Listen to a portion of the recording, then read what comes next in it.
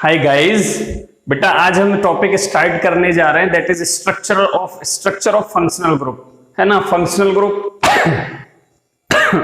Sorry functional group हम इसमें कौन कौन से डिस्कस करेंगे, that is alcohol, phenol and ether.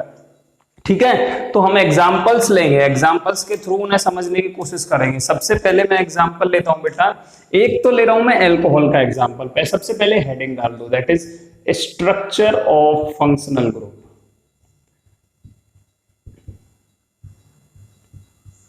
ये वीडियो बहुत इंपॉर्टेंट है, छोटी सी वीडियो है, 10 से 15 मिनट की बस, लेकिन आप यहां पे समझने की कोशिश करना। 3 समझना है हमें, एक alcohol, then phenol and ether. ठीक है बेटा, अल्कोहल में किसी एक का एग्जांपल ले रहा हूं मैं, मीथेनॉल का ले रहा हूं। ठीक है, मीथेनॉल का, दैट इज क्या होता है मीथेनॉल, CH3OH, यही होता है। ये CH3 आ गया जी, यहां पे ऑक्सीजन पे 2 लोन पेयर आ जाएंगे और 2 लोन पेयर आ गए। ठीक है, और यहां पे हाइड्रोजन लग गया। फिनॉल का स्ट्रक्चर क्या होता है बेटा, एक बेंजीन रिंग होगी। ठीक है, ये बन गई बेंजीन रिंग, इस पे ऑक्सीजन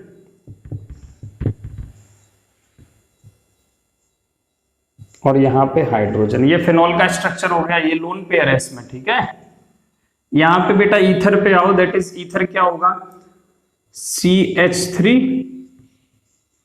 इस ये हाइड्रोजन को थोड़ा सा बड़ा करके लिखो इस तरीके से, O फिर इधर CH3। ये एक एग्जांपल ले लिया। ये किसका एग्जांपल है, ये क्या है, मीथेनॉल, फिनॉल और डाइमिथाइल ईथर। ये क्या हो गया बेटा, डाइमिथाइल ईथर। ठीक है, मेथॉक्सी मीथेन, अगर IUPAC की बात करें।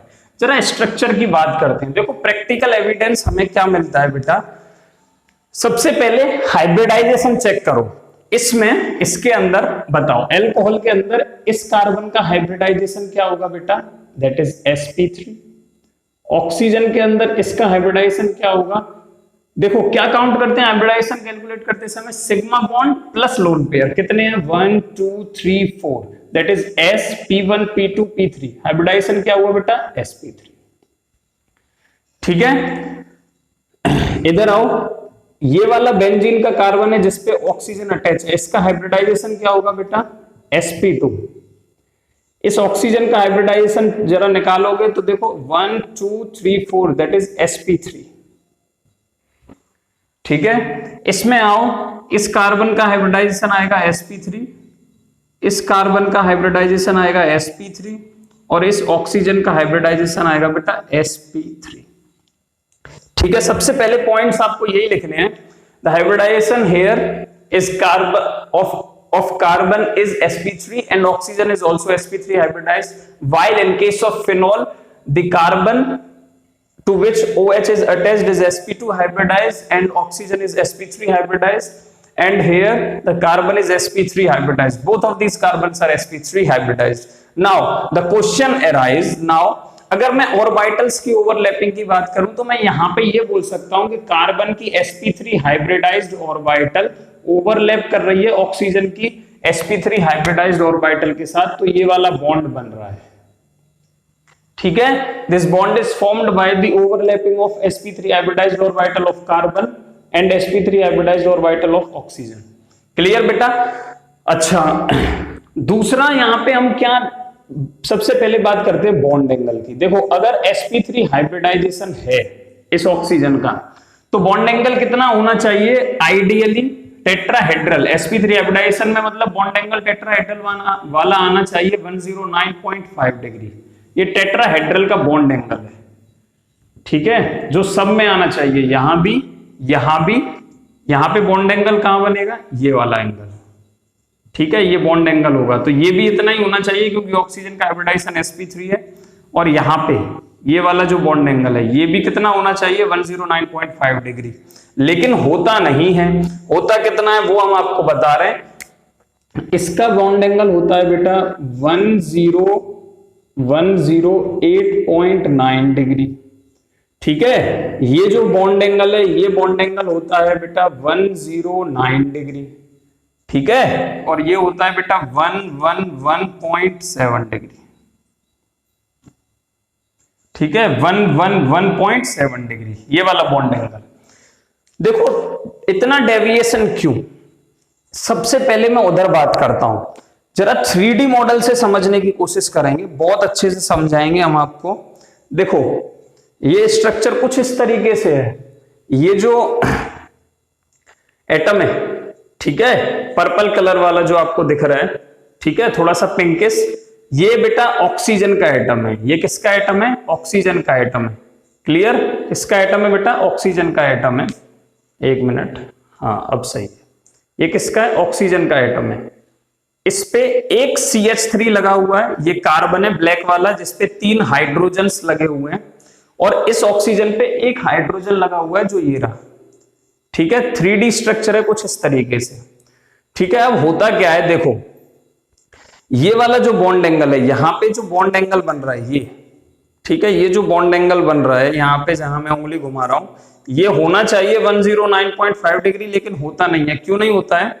ये जो ऊपर रैबिट ईयर शेप में लोन पेयर निकले हुए हैं ऑक्सीजन पे, इनमें क्या है, आपस में लोन पेयर रिपल्सन होगा, और ये ऐसे नीचे की तरफ झुकेंगे, ये नीचे की तरफ झुकेंगे तो ये नीचे वालों को रिपल्सन करते हैं, और ये मॉलिक्यूल थोड़ा सा अंदर की तरफ आ जाता है, थोड़ा सा आइडियली शेप से थोड़ा सा ऐसे आ जाता है, ठीक है। तो बॉन्ड एंगल कम हो जाएगा, bond angle decreases due to the lone pair repulsion present, lone pair repulsion present on oxygen atom.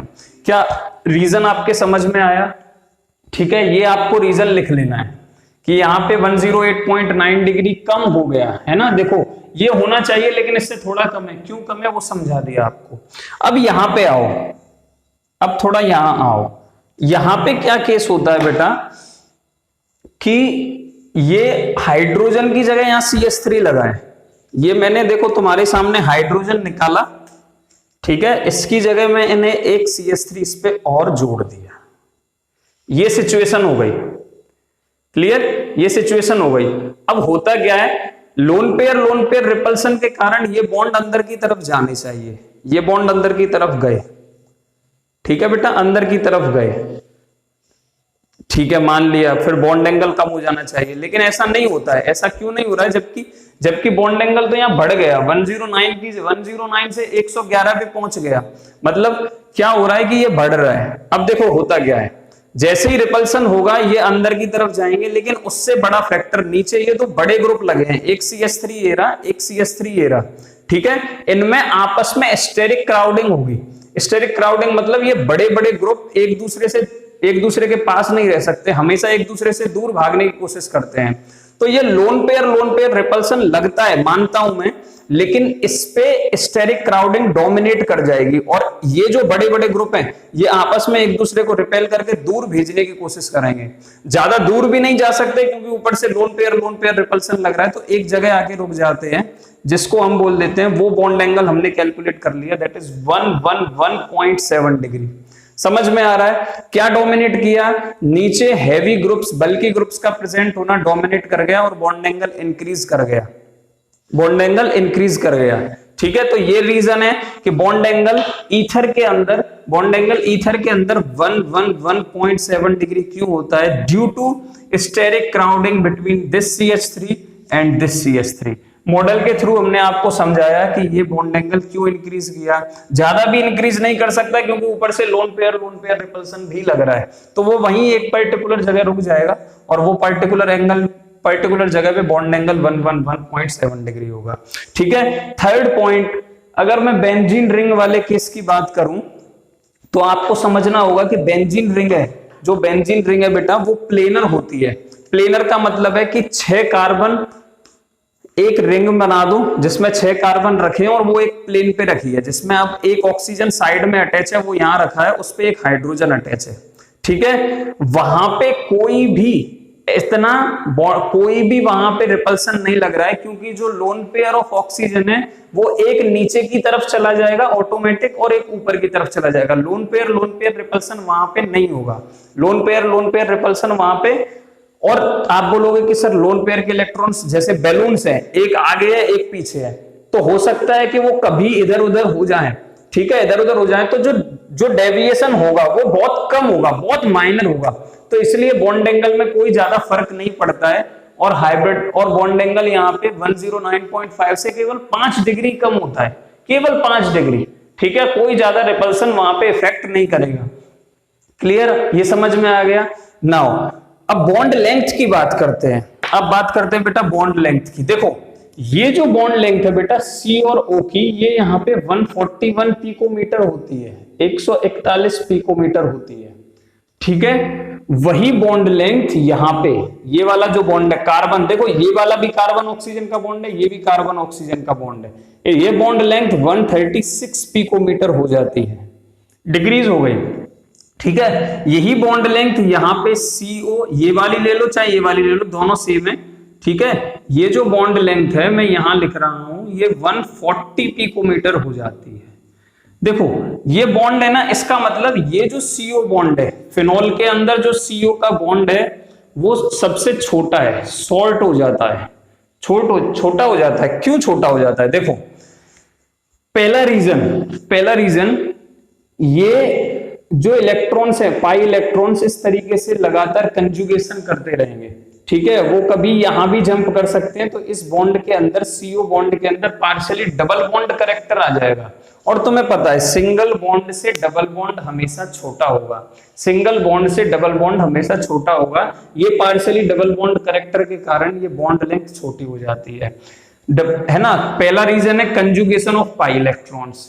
दूसरा रीजन यहाँ पे पार्शियली डबल बॉन्ड करेक्टर ही आता है। दूसरा रीजन क्या एक्सप्लेन कर सकते हो आप, कि ये sp2 हाइब्रिडाइज्ड कार्बन है, जबकि यहाँ पे sp3 है और यहाँ भी sp3 है, ठीक है। sp2 हाइब्रिडाइज्ड कार्बन का मतलब है इसकी इलेक्ट्रोनेगेटिविटी ज्यादा, जैसा हमने हेलो एरिन्स वाले केस में भी देखा कि ये sp2 हाइब्रिडाइज्ड कार्बन है, इसकी इलेक्ट्रोनेगेटिविटी ज्यादा है। तो क्या होता है कि ये ऑक्सीजन की वैसे इलेक्ट्रोनेगेटिविटी sp2 हाइब्रिडाइज्ड कार्बन से भी ज्यादा होती है, तो इलेक्ट्रॉनों को खींच के रखता है, लेकिन उसके कंपैरिजन में ये भी अपनी तरफ खींच के रखेगा, तो वो उसके कारण क्या होगा, इसके अंदर थोड़ा सा पार्शियली डबल बॉन्ड करेक्टर आएगा, और इलेक्ट्रोनेगेटिविटी ज्यादा होने के कारण ये बॉन्ड जब इलेक्ट्रॉन्स ज्यादा अपनी तरफ खींचने की कोशिश करेगा तो ये बॉन्ड शॉर्ट हो जाएगा, ये बॉन्ड क्या शॉर्ट हो जाएगा, और वो प्रैक्टिकल डेटा है बेटा 136 पिकोमीटर।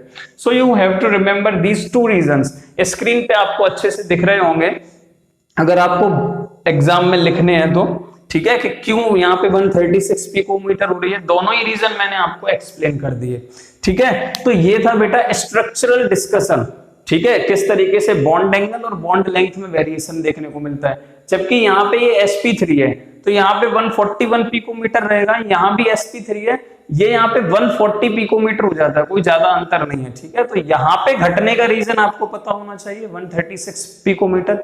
दूसरा पॉइंट आपको क्या याद होना चाहिए कि ये बॉन्ड एंगल 108.9 डिग्री क्यों हो गया और ये वाला बॉन्ड एंगल 111.7 डिग्री क्यों हो गया। ये दो इंपॉर्टेंट क्वेश्चन है आज के लेक्चर के, ठीक है। इस वीडियो में इतना ही, बाकी नेक्स्ट वीडियो में प्रिपरेशन ऑफ अल्कोहल के साथ हम आपसे मिलेंगे। तब तक के लिए अच्छे से पढ़ते रहिए and thank you for watching my videos.